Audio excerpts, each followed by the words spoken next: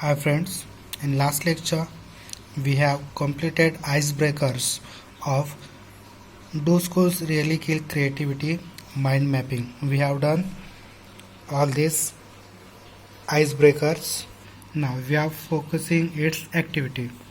Activity here is complete a similar type of detailed graphical figure in your own style showing the thoughts, ideas, concepts that keep on generating in your mind, and then you choose a particular style or design or a graphical representation to describe the same ideas, facts, situation.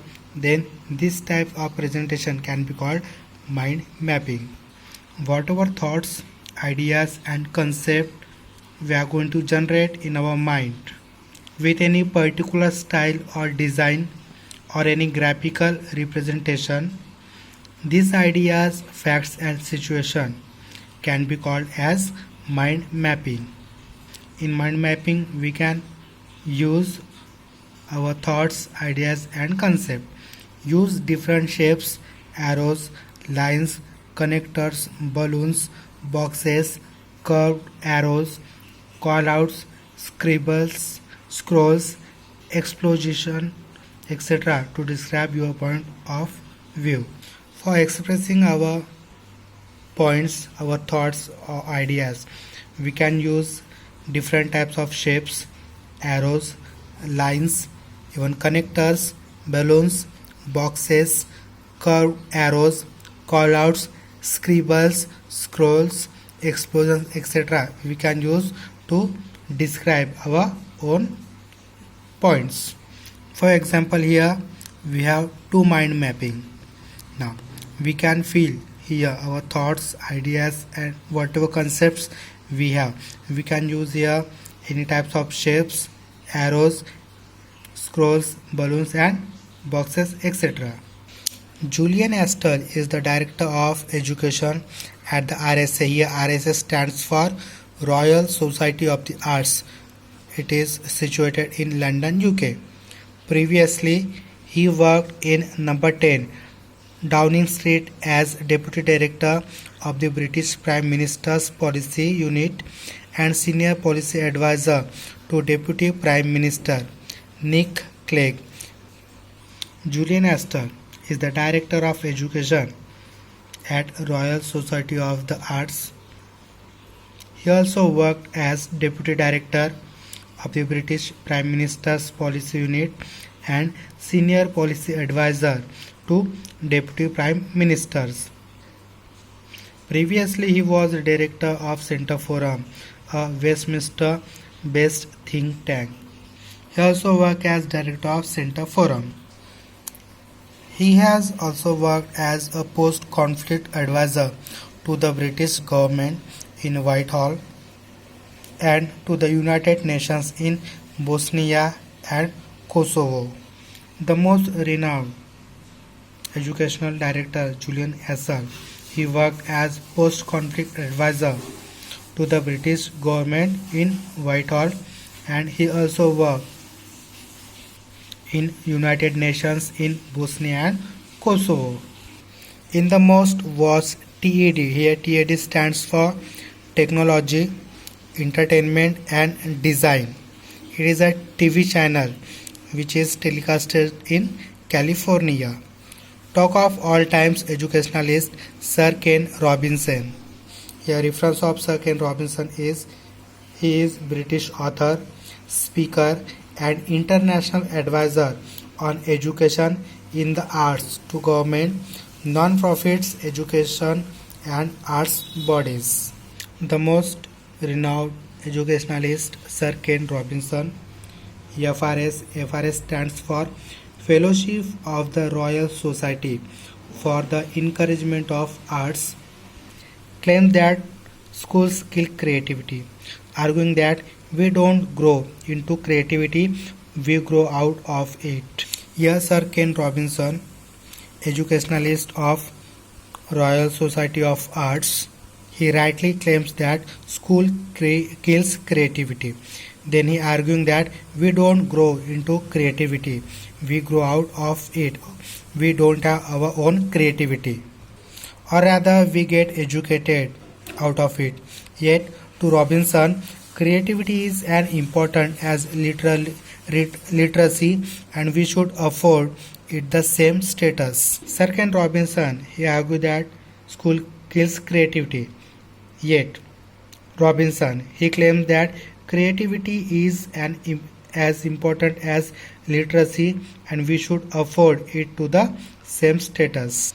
Both are well renowned educationalists and they claim that really creativity is as important as literacy. It can improve a literacy rate.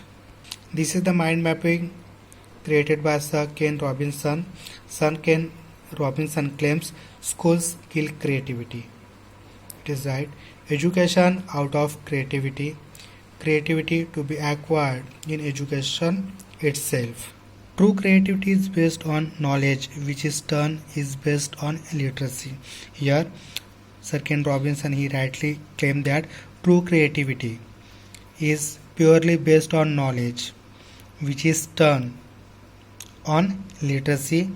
Our schools where children develop the literacy skills on which all further learning depends are therefore not killing creativity but cultivating it by providing the foundations young people need to be properly creative.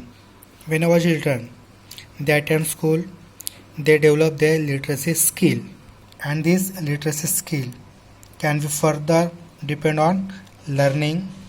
This literacy skill can further depends on learning and that's why therefore not killing our creativity but cultivating it by providing the foundation young people need to be properly creative. It cultivates young people to create their creativity.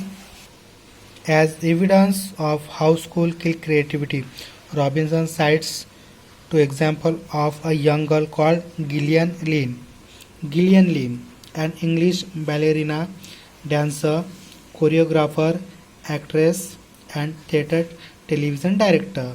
For claiming Robinson's view regarding school skill creativity, he gave a good example of a young girl, Gillian Lynn, who at the age of 8 was already viewed as a problem student with a probable learning difficulty due to her inability to sit still and concentrate.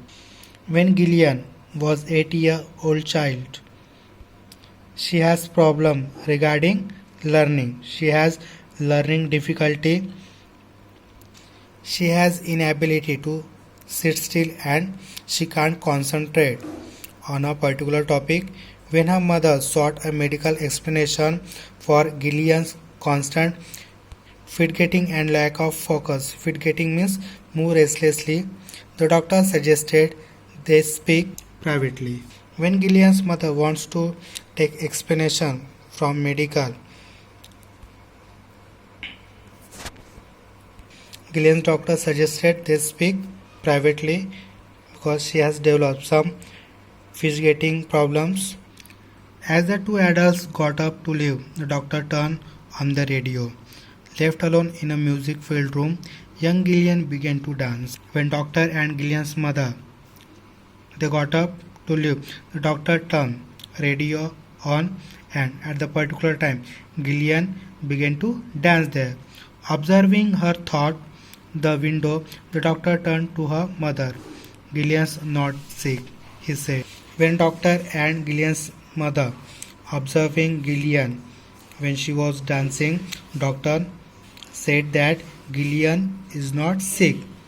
She is a dancer. Today at the age of 92, Gillian can look back on a long career in ballet dance and musical theatre, which saw her become one of the world's most successful choreographer with hits like Andrew Lloyd Webber's Cat and Phantom of the Opera among her many achievements. Gillian was interested in dancing and that's why at the age of 92 when Gillian turned back, she looked back in a long career as a ballet dancer and music theater. She became world's most successful choreographer. As a choreographer in Opera House, she had good achievement in Cats and Phantom. Yet her school had all but written her off, mistaking her extraordinary talent for some form of behavioral problem or cognitive impairment.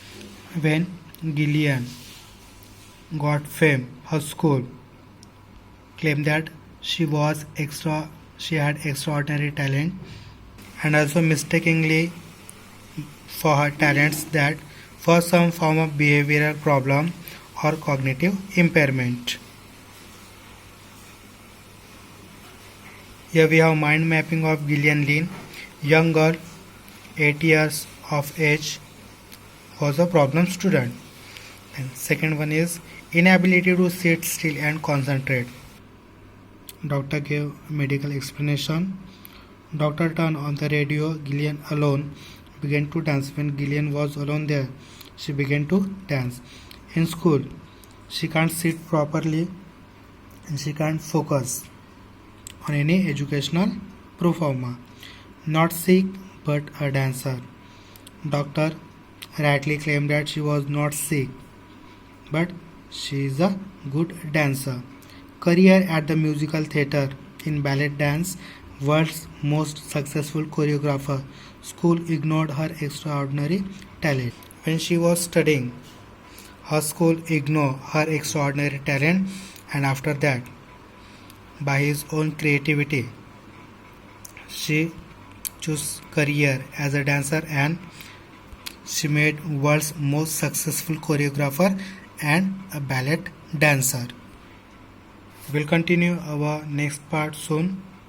If you have any doubts and difficulty, you can ask me. Thank you.